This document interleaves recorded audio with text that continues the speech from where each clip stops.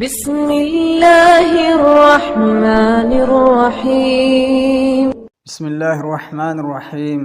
بستر پر لیٹتے وقت حضرت ابوبکر صدیق رضی اللہ عنہ کہتے ہیں کہ رسول اللہ صلی اللہ علیہ وسلم نے فرمایا، صبح و شام یہ کہو: اللہم عالم الغیب والشہادت فاطر السماوات والارض رب کل شیء وملکہ اشہد ان لا الہ الا انت اعوذ بک من شر نفسی وشر الشیطان وشرکہ وفی روایہ وان اقترف علی نفسی سوءا او اجرہ الی مسلم۔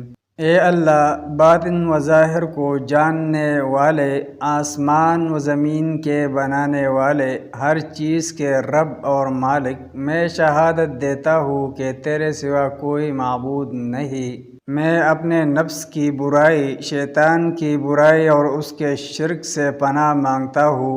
اور ایک روایت میں یہ الفاظ بھی ہے، اور اس سے کہ میں اپنے نفس پر یا کسی مسلمان سے کوئی برائی کروں۔ صبح و شام کے علاوہ بستر پر لیٹ کر بھی یہ دعا کرے۔